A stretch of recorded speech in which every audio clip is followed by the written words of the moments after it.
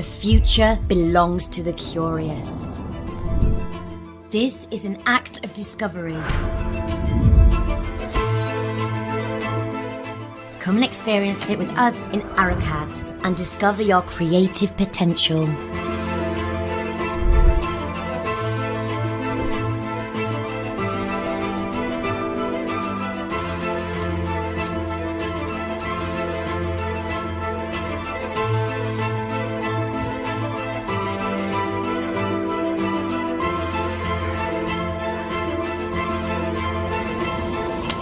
This is your path. This is your journey. You decide how it's going to be. Time to free your curiosity that's always in you. Come and experience it with us in Aracad and discover your creative potential.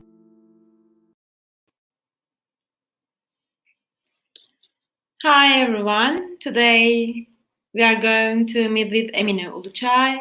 She's an influencer, but she's not limited with Northern Cyprus. She's also my friend, and I would like to inform you about her. She's a dietitian. Also, she was a professional triathlete before, and while we meet with her, we were in racing in the first ever meeting, and we became a friend from there. And until now, I watch her how she became an influencer within the years, and we would like to invite her to explain herself to us, and she will mention us what does it mean being an influencer and how it becomes a lifestyle for her, and it's become a profession as well. And we are so happy that she is with us now. Welcome, Emine. Thank you very much. I also want to thank Aracad University for inviting me here today to speak with you all. I didn't really prepare a speech because I usually like to speak like in a free flow. So I think we have like some tabs which if anybody wants to ask something, I can take questions and everything. But first I would like to tell you a bit more about who I am and how I became an influencer, as people like to say. So yes, my name is Emine. My profession is a dietitian, so I mainly help people lose weight. But I think a dietitian's work is beyond that. I try to teach people how to eat healthy, how to be healthy, and how to live healthy, which I think is, everybody would agree, is very important. And apart from that, as Nuran said, I used to be a triathlete for 7 years. I raced in various places, including Turkey, the Greek side here. I once went to Spain to do a full Ironman, which was a race for about 12.5 hours, and then I stopped. So now I sometimes run, but I would say 6 months, I really concentrated on yoga because it helps me get rid of the stress that comes, I think, with being able to manage with a lot of people on social media as well as in real life. So my influencership, let's say, started, I would say probably back in 2014, when a lot of people, maybe actually even in the world, but definitely in Cyprus, didn't really know what an influencer was or what a blogger was, because bloggers were a bit more, like there was a lot of more bloggers before Instagram influencers, let's say, and people would like blogs about fashion, about anything they would want to basically. We also tried to start a blog first with my best friend, but we couldn't really kind of manage it, I guess. So we just flipped back to Instagram. So while I was doing my job as a dietitian in a private hospital, as well as doing my triathlon, I was just like combining the two of them to basically just share whatever I was going through the day. So, and back then there weren't really stories. So it was all just like, how would you say, like posts, like profile posts. So I would go to a race, I would post something about finishing a race, some emotions, because I like writing and I like talking. And then I would share my breakfast. I would share some recipes I had in my mind, which, by the way, I'm still not good in the kitchen. which people find it very interesting, although I keep sharing recipes online. Anyway, so that's how the adventure started, basically. And it was probably around 2015 when I actually first started realizing that people, like what I was doing on my Instagram was reaching people. And as you know, Cyprus is a very small place. I would go to some like cafes and people would stop me saying like, congratulations on your race, we saw it on your Instagram. Or like, oh, that breakfast you shared yesterday, it looked very cool and everything.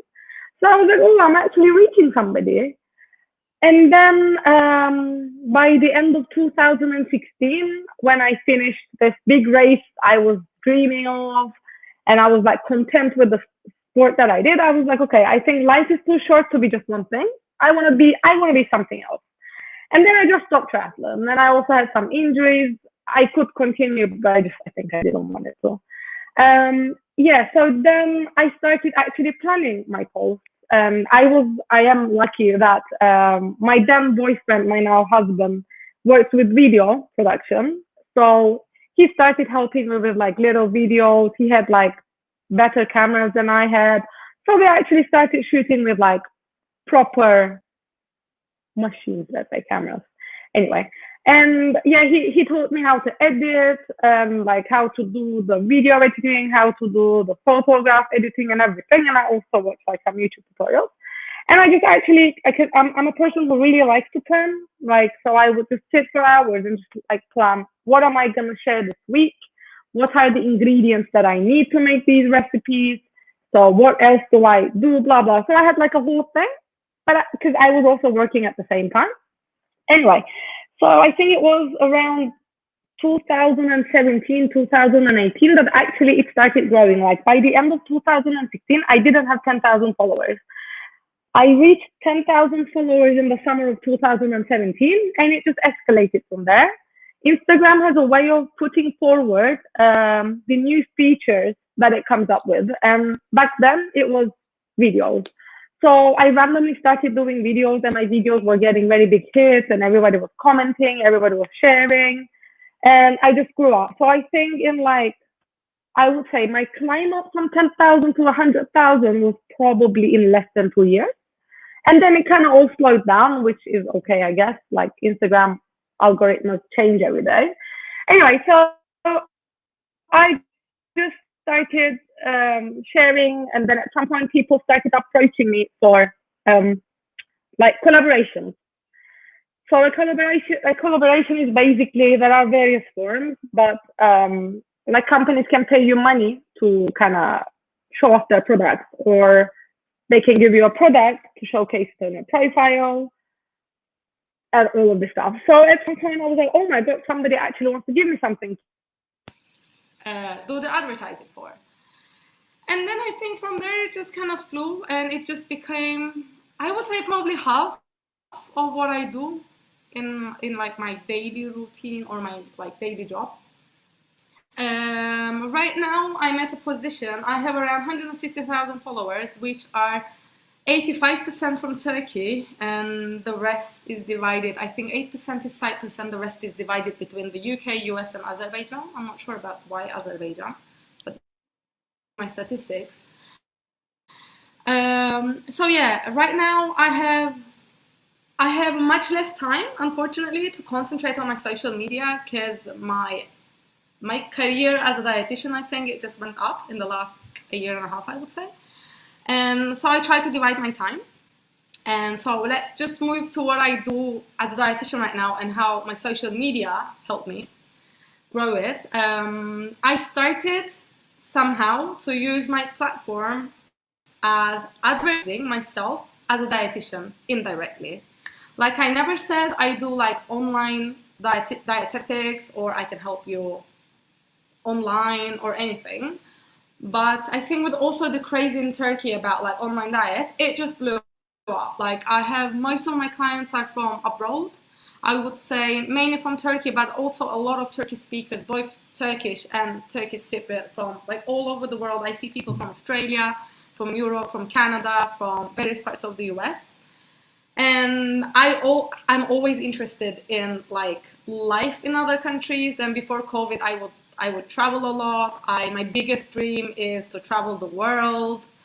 And so it really kind of, it makes me satisfied and happy to be able to learn cultures and like foods and lifestyles in other countries, as well as to be able to know that I can help people beyond my scope, let's say.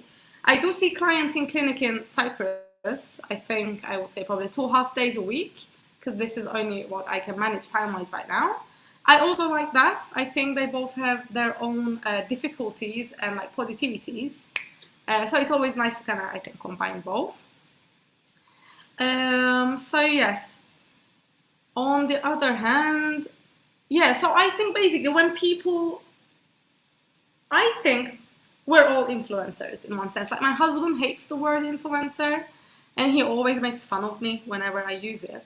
But I think all of you, like every single one of you, we influence each other. Like I see something from a friend, if I like it, I go buy it. I see she started, I don't know, climbing, I want to go climbing. So right now, in the era we live with a lot of like technology and reach to see a lot of other people and what they're doing, I think we all influence each other. Like even if you have 550, 500,000, it doesn't matter. It's just what matters is the bigger you are, I think, and I really truly do believe in this, bigger is your responsibility. And I don't know if anybody watched Spider-Man, but there was this, his uncle, Peter Parker's uncle, I can't remember his name, who said, with great power comes great responsibility. And I really like this quote because I think the more people you can reach, in my case, the more responsibility I have to be able to speak about stuff that makes sense. One, doesn't harm people and people's health, because in the end, I might be an influencer, but I'm a health professional at core. This is what I studied. Two, so I need to make sure that it doesn't damage the environment, it doesn't damage the world, the animals, and everything. So I think in terms of influencing, we all are influencers. It's just our scale is different. So yes, in terms of, well, I had some things in my mind, but they just went. Okay. Anyway, so any questions? Okay. While you are thinking, I would like to say something to you before we decide to call you for this event.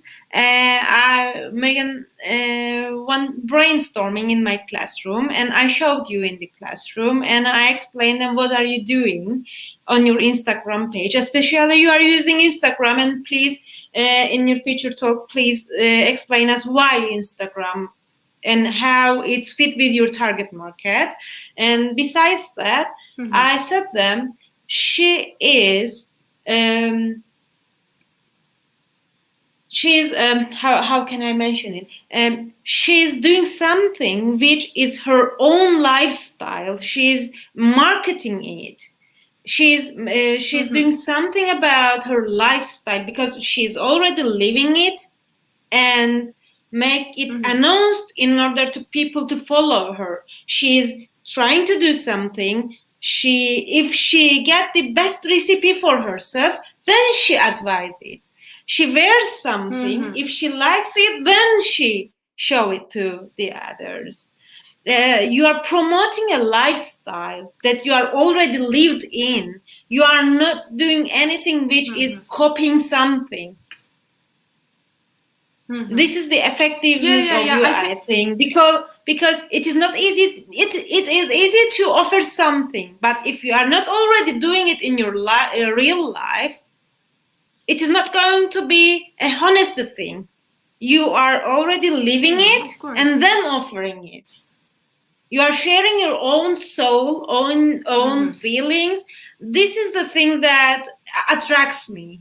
That's why I always check your stories, and it gives me some inspires. As you said before, everybody can influence each other. And whenever I check your story, it makes me to think twice while I'm organizing my day. I'm trying to get the taste of any moment that I'm in it, and it is your side effect. Then Emine, maybe you can open it.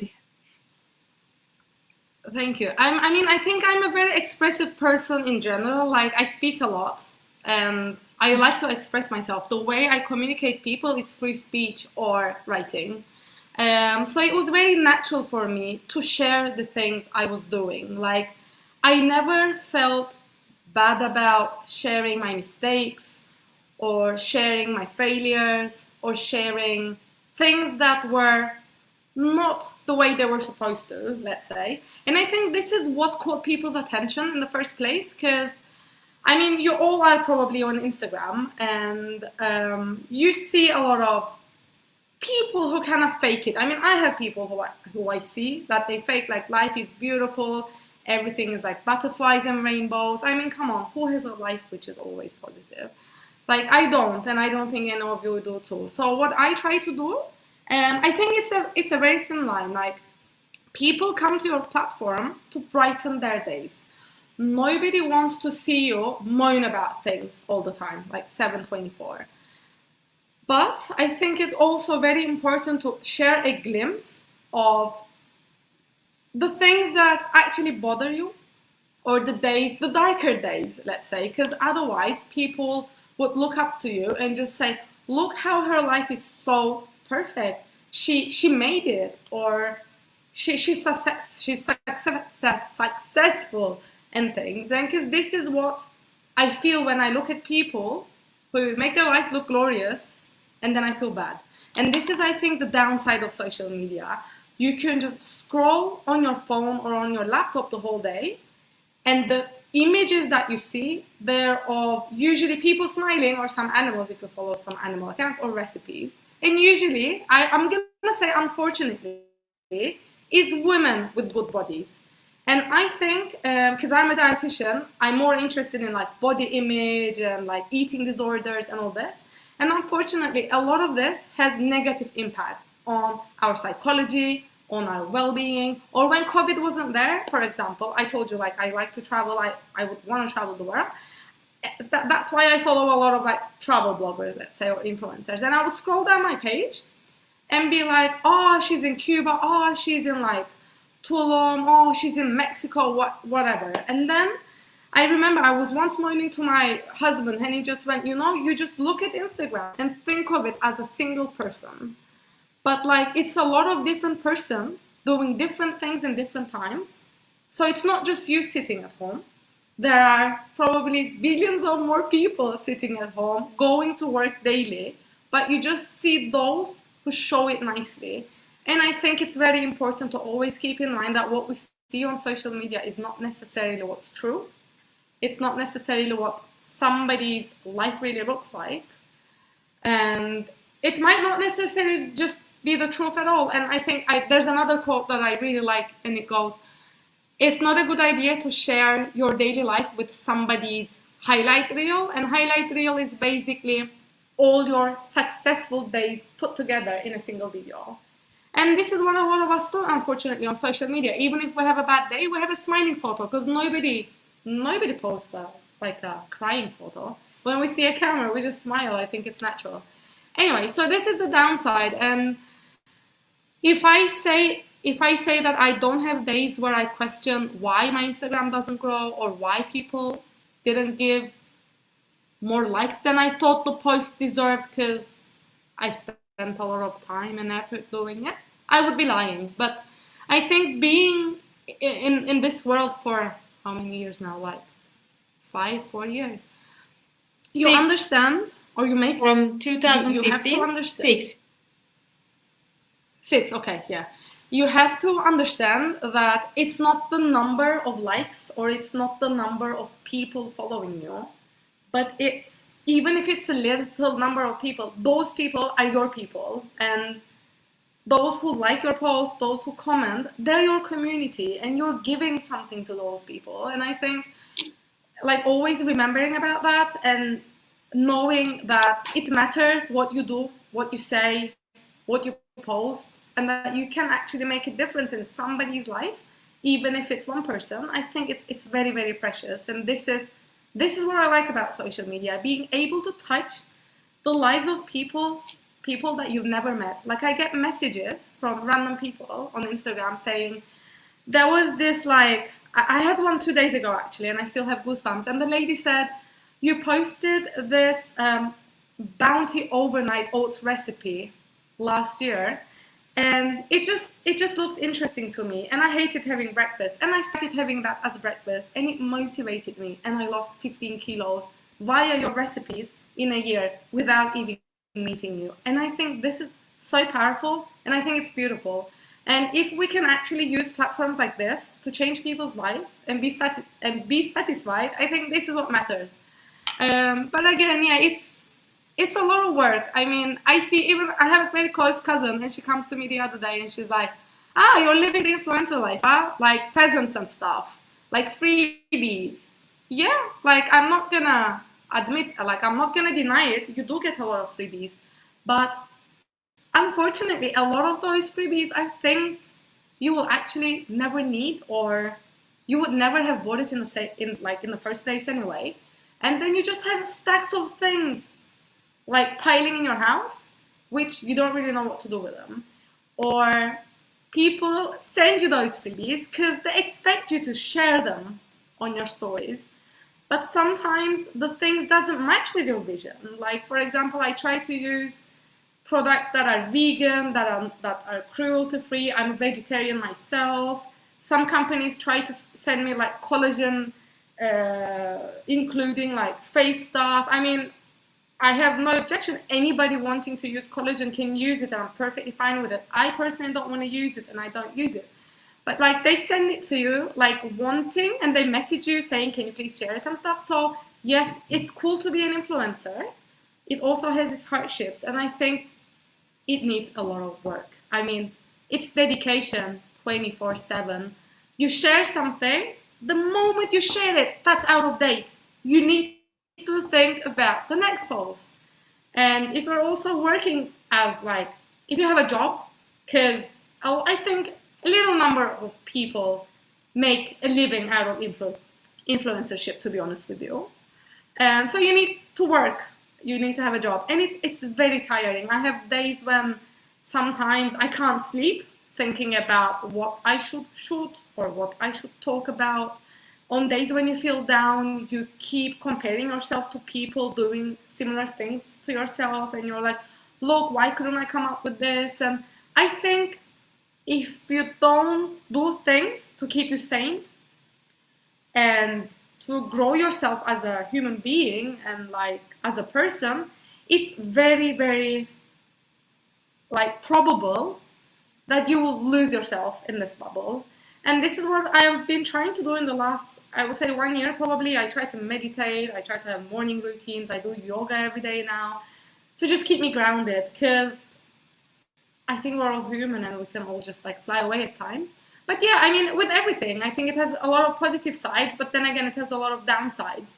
But I think overall, I like it. And the question that I get the most is like, how do I do it? Like, how do I become an influencer? Or how do I start a page? Unfortunately, I think it's very hard now to grow on Instagram compared to when I started it. I mean, if I was doing the same thing, having started my page right now, I would probably never make it this far, I think. But then again, the first reason I think of this is because now it's saturated. Like, everybody wants to be an influencer. Everybody wants to share something. And I think it's normal. We all want to share. We're humans. But because the market is saturated, the people tend to follow the accounts that have bigger followings, which again brings another big problem. A lot of people in Turkey and Middle East now, apparently, I'm not really sure why Turkey and Middle East, they buy followers.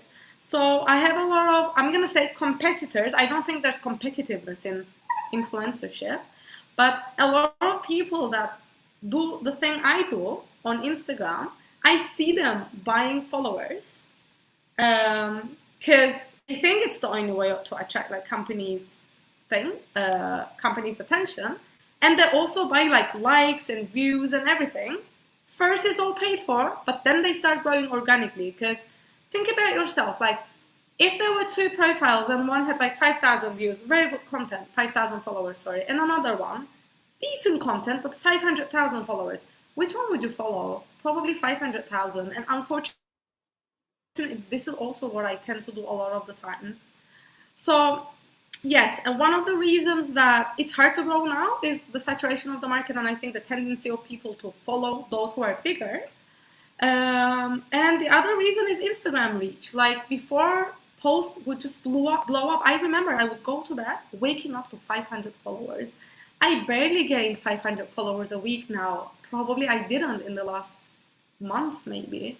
So it's very low, and Instagram keeps changing everything every now and then. And now it's Reels. There's this craze about Reels.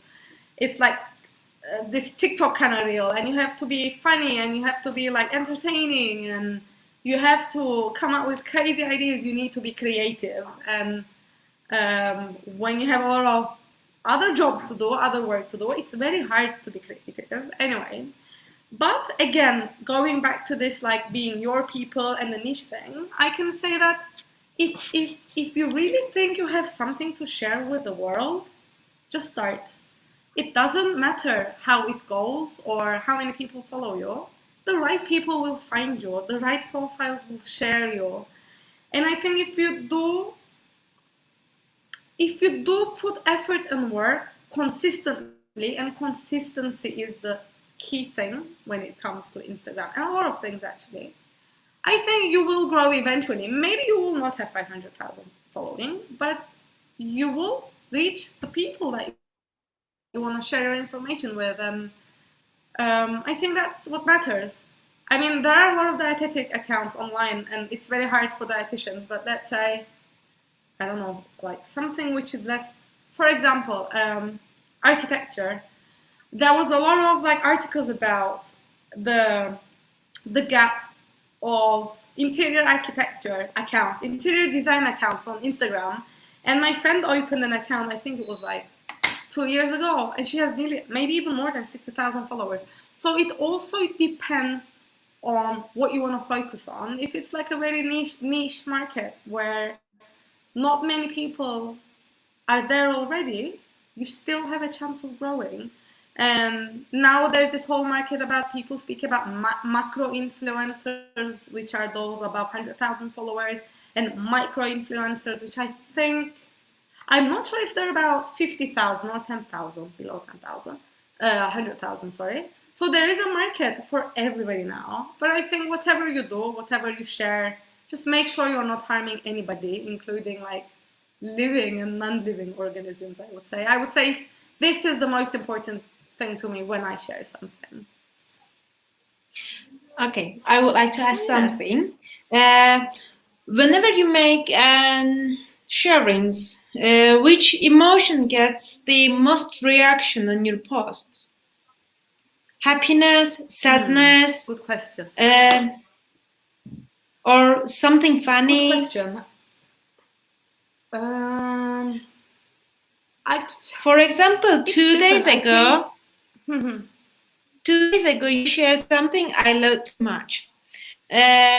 Your dog was licking you while you are trying to standing up on your hands. Yes. In a yoga position. It was amazing. Yes, and yes, another one on the New Year night, I think. Your husband got a picture of you while you were sleeping, while you are entering to 2021, and it was funny. Yes, I was enjoyed in these pictures, but I don't know if everybody's reactions are on the same way or not, because sometimes you have shared many sad things about the treatment that you have taken, and it was powerful, and it was amazing shares that you can do to your audiences. But I don't know which one takes the most reaction while you are sharing your post. I always joke about the fact that I think we as Turkish Cypriots or Turkish people, we like pain. And when somebody shares their pain, we instantly click. So then again, in terms of engagement and people commenting and people messaging, I would say it's things which are emotional. As you said, the surgery that I went through, or I had a very hard time. I think it was 2 years ago. Yes, 2019 April. 2 years when I had ago. a surgery. My thyroid was removed, and within 2 days apart, I lost my grandfather, and I was very close with him. He was like a father to me, and it was probably the worst period of my life. And he passed away, and the next day I had to leave for an operation. And for me, the way to be able to relieve pain was to share it on social media. And when people comment saying, we feel you, we understand you, you feel that you're not alone. And I think this is the thing of the world, of people. We are so different yet so similar. We experience similar pain maybe in different ways, but most of the stuff we feel, it's very communal, I think. People also, on my stories, the most things they react is funny stuff. Usually about my dog. They like my dog, my audience. And also because I think also my audience, there are people who have issues with their bodies, most of them. And I think there's a very little number of people who don't have issues with their bodies, by the way. And I think it's okay. We just need to maybe control a bit those feelings and try to love ourselves more. So whenever I post something about body image, I get a lot of return. People go crazy. They just they message, they email, they repost it. Because, people sharing me, people following me, they're usually the ones that want to be healthier or be skinnier or lose weight. So I had one post specifically. I think it's the most liked post on my profile, 8,000 something. Close to 9,000, I think. It was a free diving photo my husband shot a couple of years ago under the water. And I was speaking about my legs, I think, because I always had issues with the way my legs kind of looked since I was a child. I was never happy with them and everything. And it just blew up. But the reason I share things is not for them to blow up. I never thought that post was going to blow up. It was just I was having a hard time with my body image at the moment.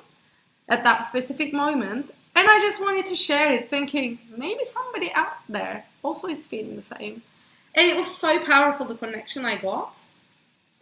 So it was very nice. And what I do, what I try to do now, and this is what I want to shift my platform into in the next following years, hopefully, is to not just be a platform of healthy eating, but healthy living. Because I think the mind and the soul and the body, they're also connected.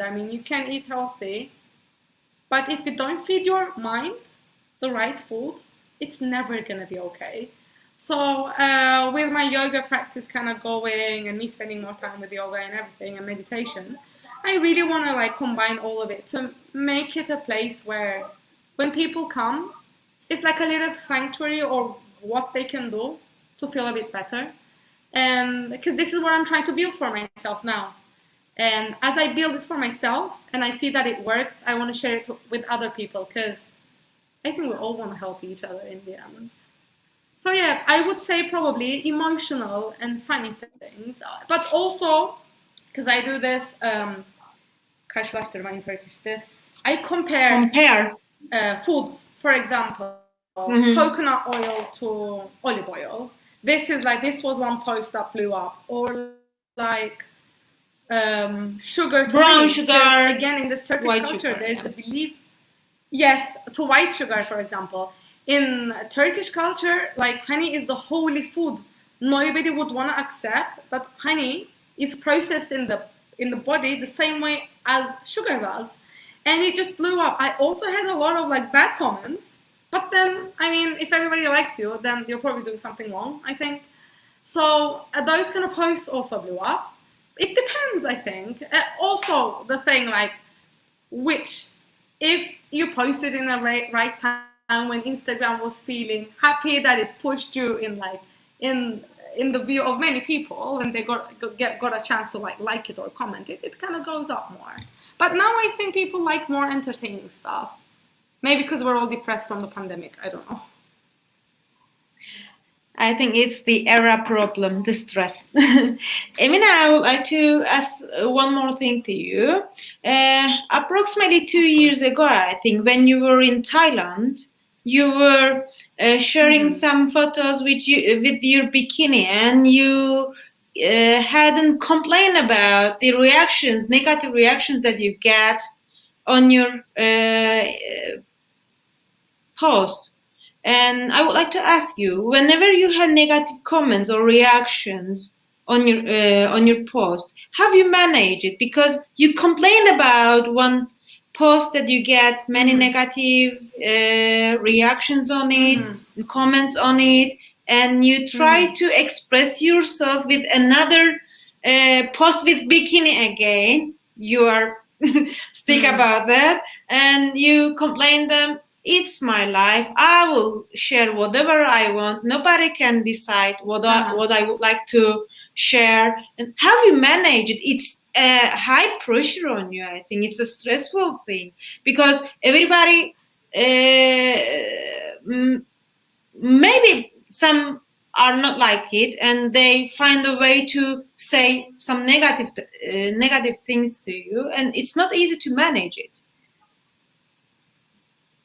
How you manage this kind of thing? I don't remember the specific post. You were in Thailand and you were under the sea? Yeah, probably. Yeah, probably. I mean, I don't remember the specific event, but it happens a lot of times, so I can just comment generally. A lot of people think that because you expose yourself on social media, you should also be okay to have negative comments. Norms. But I don't believe in this. Sorry? Maybe it's related with the strict norms and cultural things. That's why they expect you to obey to the rules on their mind. Yes. Like the hardest time of the year for me is Ramadan, because, as I said, a lot of my following is Turkish. I don't fast, but like anybody can fast. My grandparents used to fast. My mom used to fast. Like, I have nothing. I personally don't fast. And I share food on my Instagram, and I always get stressed. Like, shall I share it at night? But if I share it at night, it's gonna appear on some people's feed the next morning. Will they feel hungry? Will they feel bad? Will they think I'm not thoughtful and everything? So what I did this year, as a mechanism to cope, I did like a poll. I said, okay, guys, like, you guys know I share recipes, so how many of you fast? And I think it was like 75% of my audience was fasting, which I was shocked. I wasn't expecting it because I wasn't aware that so many people was fasting among those like following me. I was like, okay, this is a good realization for me. And then I asked the question, would you be offended or would you feel bad about me posting recipes during Ramadan? And most of the people, I think 80% said no. And I said, so would you prefer me to share my recipes in the morning or at night?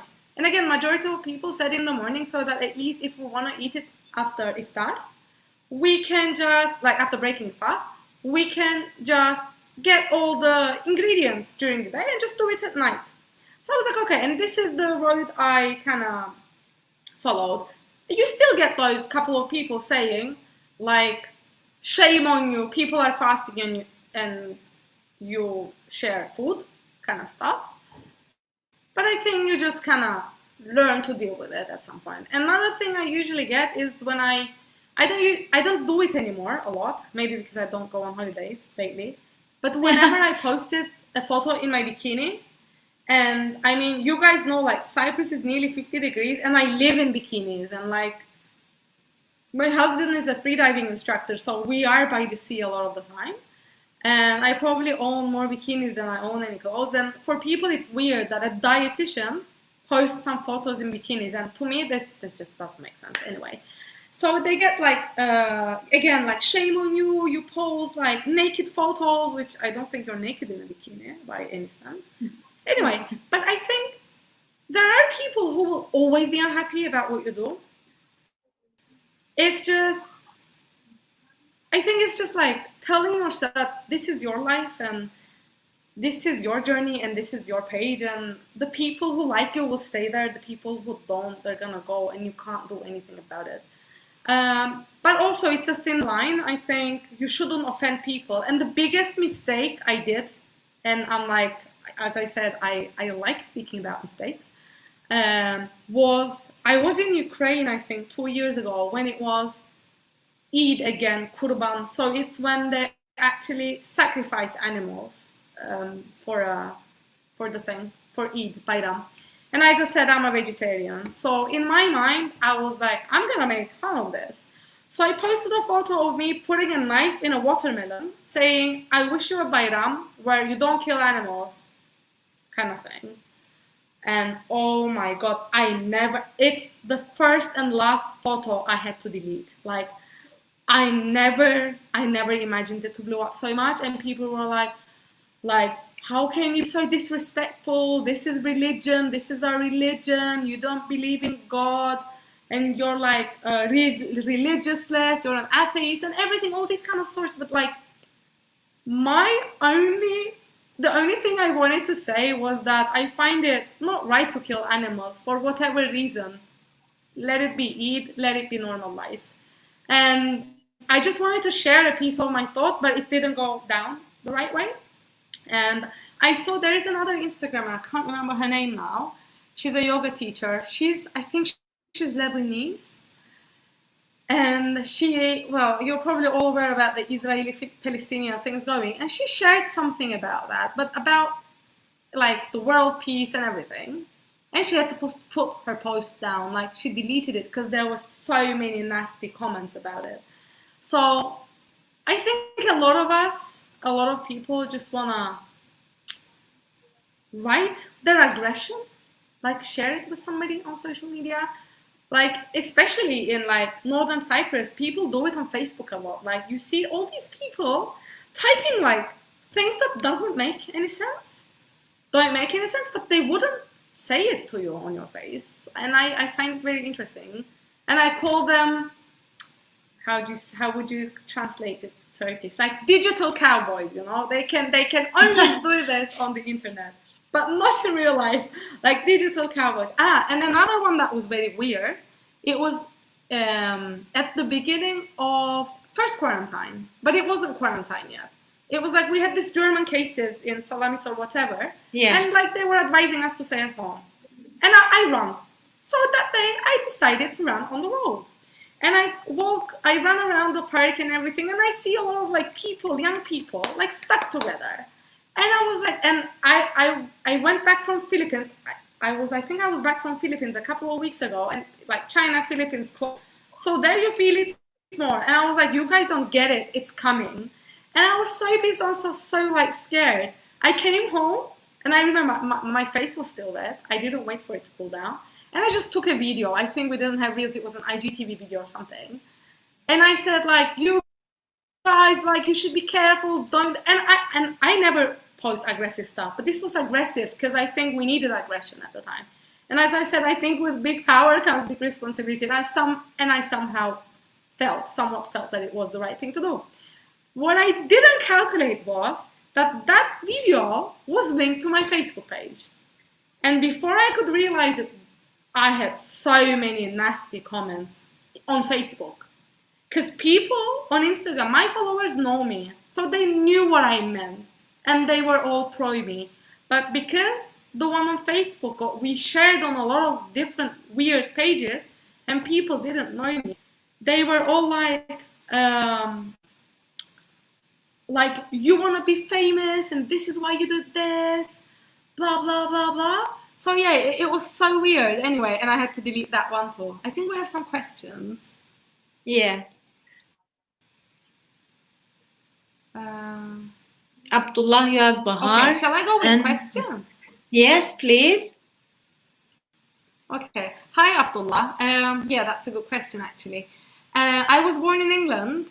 I grew up in Italy, and I went to private schools and some English colleges here in Cyprus, and then I was in England for 6 years for my university years, and yeah, I guess that's why. And my husband is a foreigner, so we speak English. I guess that explains it. She's What do you speaking think with would her be the score dog for the in dog? English. Then you speak with The your dog in the English. dog Yeah. speaks. He understands Russian and English, not Turkish. Yeah. I know. I'm not sure what the base score for digital game design is, though. I will not be able to help with that. I'm very sorry. And there are another comment on Firdevs Kaymak somebody Karada. also is- Yeah. I think so. I mean, it's just because I guess maybe because I only fast once in my whole life. So maybe I thought I didn't know how to like understand people, but yeah, that's true actually. My grandma used to too. So that was my trying to find the in between of how to share stuff. But yeah, you do get a lot of stuff, a lot of nasty stuff online, but a lot of rewarding stuff too, I think. So it's a cool place to be if you can manage it. Emine, we had another question on the private chat. I'm going to read it to you. What motivates her to be an influencer? It's a question of communication class. Sorry, your voice got cut. Your voice got Okay, please check private check. It's written over there. What motivates her to be an influencer? Okay. What motivates her to be an influencer? Good question. This is a very hard one, I think. I think this is gonna be a very personal answer, but then again, why not?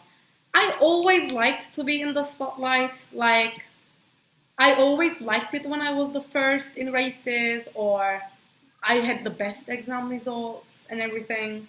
So I like to be on the spotlight. I think it started as that. Like, I wanted people to know me. I think this was my biggest inspiration at first. And I was even like following quotes like, work so hard so you have to introduce yourself and everybody knows your name, which I think I'm very stupid right now. Anyway, that was like 6 years ago when I was younger. I think I get to work with a lot of cool, I think, brands and companies, and I meet a lot of people. Like, you get Instagram friends, it's very interesting, but influencers from like, because I guess you click more, or maybe because my messages are higher ranked on their inbox because I have more following. It's nice, I think, to be able to kind of click or communicate with like-minded people. And apart from that, I think it's fun. Like, it's really fun. I mean, like, I never consider myself to be like a creative person, so it pushes my creativity. Like, I get to push myself to be more creative. I was never good at music. I mean, I was never good at art. Thinking back, I think the only thing I was good at was probably biology and sports. So I'm not really sure how I got this combination. So yeah, now this is like a very different window for me. I mean, editing photos, and I just like shooting and editing. And instead of, like, people think I spend my whole life on Instagram, but I barely have time to check what other people do. And sometimes my best friend, she likes to check stuff more than I do, I think. She just sends me some videos. I send her some videos. And she's like, this is like from 5 months ago. You just saw it now. I'm like, yeah. So it also pushes you to be on the not consumer side, but the creator side. And I think this is what I like. It's a way of expressing myself, I think. I mean, I remember I that. be able to express myself as art. I remember that you have a post which was related that you were searching for how to be a good influencer. What are the ways? And you are studying on searching. I remember you in your post. How you to be have a what? Sorry, the voice. how to be a good influencer, and you check some links and you shared it on your story, I think. And I think you are spending some time to find the way that you can be a better influencer. You are searching for the updated informations, I think, because I saw that story as well I think that you have shared. I think it's it's a very competitive ground. So you with everything you have to keep pushing yourself. I mean, I probably did a lot of. I mean, the only reason that I can just like speak here, and I hope makes sense, without having written anything, without even having thought about what to speak about, is social media. Because every day you communicate with people. I shoot videos, I share them. I have to write on the spot. It's a life on the go. And I think if you like working, if you like producing, if you like a life on the go, it's a good thing. And yes, you have to. You have to read about what Instagram changed, what is gonna be pushed forward, or how should you edit your videos, which music should you use. And there's a lot of information out there, and I think it's up to us to just like read it. I would like to do more of that. As I said, unfortunately these days are hectic. I don't really have a lot of time, but yeah, I think I do. I buy books. Like I had a couple of books about how to be an influencer, or like how to whatever. I can't remember the names now. But yeah, and also I think this is I'm not sure where the classroom is from, mainly like which country they are from. But since I wanted to be a marine biologist initially, which I find it very interesting that I met my husband because he's a free diver, and before meeting him, like 15 years before that, I was researching about like dolphins and sharks. Anyway, but because the checkpoints were closed with like the Greek side and everything, I remember my dad saying, you can be anything you want in life, but you will probably have to stay in the US and not come back after you study, because what are you going to do here as marine biology? And I was so like pro-family, and I think I still am. I just wanted to go and come back to my country to live with my family, and I really like Cyprus anyway. So, but since when we were doing sports, and I think you are also familiar with this, that there is also always this sentence about, like, well, this is Cyprus, there is only so much you can do. Like, what do you expect going to the Olympics? You're like, your age is this. What are you expecting?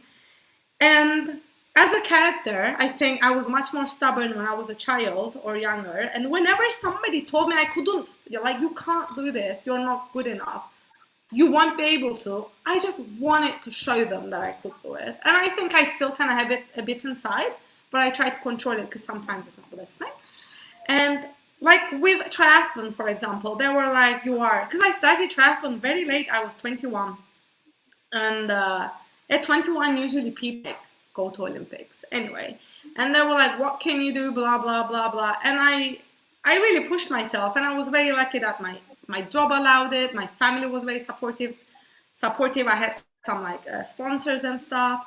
And the first time, like I became the champion in Turkish in like age groups, not the pro category, age groups. And I was like, I came from a country which has 300,000 people to a country with 8 million citizens, and I'm the champion. Like, what is there that I can't do? Like, you can do anything if you really want it, I think. And I was training with like 6 guys. I was the only woman. And all my friends were like, you crazy? Like, and my mom's friends were telling my mom, like, she should get married and have kids, not spend her life on a bicycle. And I was like, yeah, but I wanna ride a bicycle, you know?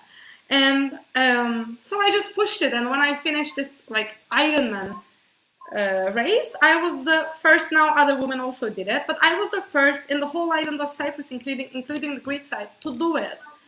And I felt so proud. And I was like, why didn't anybody do it before? Because they made us believe we can't. because of the embargoes and because of everything. And this is why I love social media. There are no embargoes. You can do anything you want, as long as you have reception on your wireless. And right now, I am like so very proud, and I have goosebumps.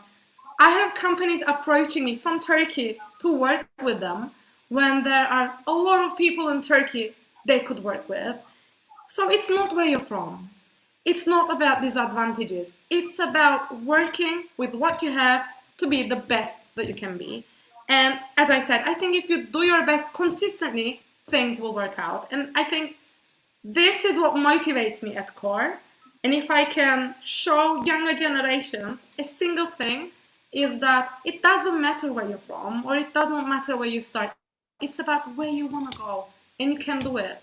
And this, I think, is my biggest inspiration, to just like show myself first, and then others, that it's possible, even if you're from Cyprus or wherever you are from. So this, I think, answers that question from the class. Yeah, it's a great answer. Esra Plümer Bardak wrote something, but it is not appeared, I think. Maybe she can rewrite it. There is a comment, but nothing in it. Okay, do you have any other questions to Emine Uluçay? Okay, then I would like to thank her for her precious time that she shared to us. We are so happy that we have you in our webinar. Thank you very much. And I hope we will run again with you. Thank you, everybody. Yes, okay. I hope so. And I hope it was a useful conversation for anybody that tuned in. And thank you so much. Yeah, hopefully sure, it's like that. Thank you. Bye-bye. Thank you. Bye. Bye. Bye.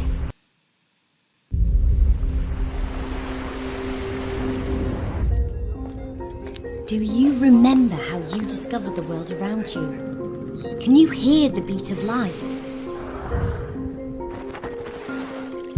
Can you hear it by seeing it and feeling with all your senses? Hey, can you still hear it? There's something in you, driving you, calling you. Calling you in closer and closer.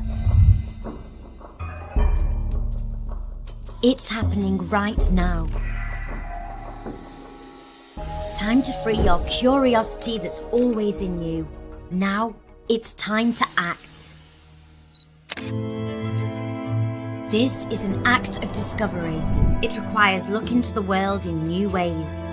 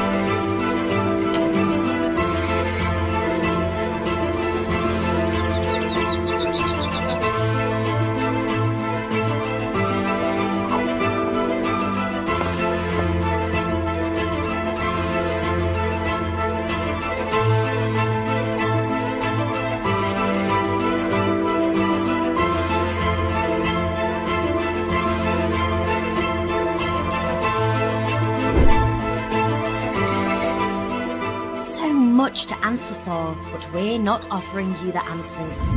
We are here to encourage your questions, but more important than the question is how you answer it.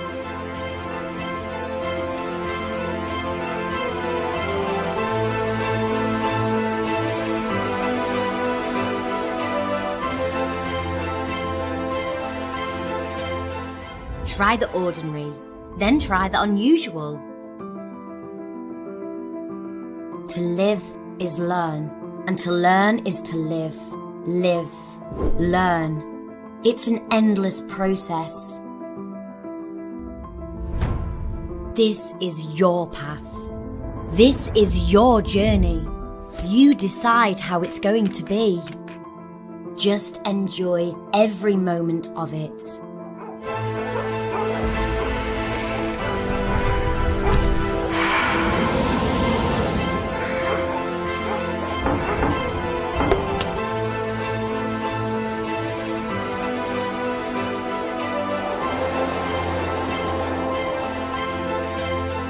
We believe in design, keeping it simple but also significant. We believe in art for looking at the world with a unique perspective. We believe in creativity for communicating better with the world. Creativity takes courage. The future belongs to the curious. Come and experience it with us in Aracad.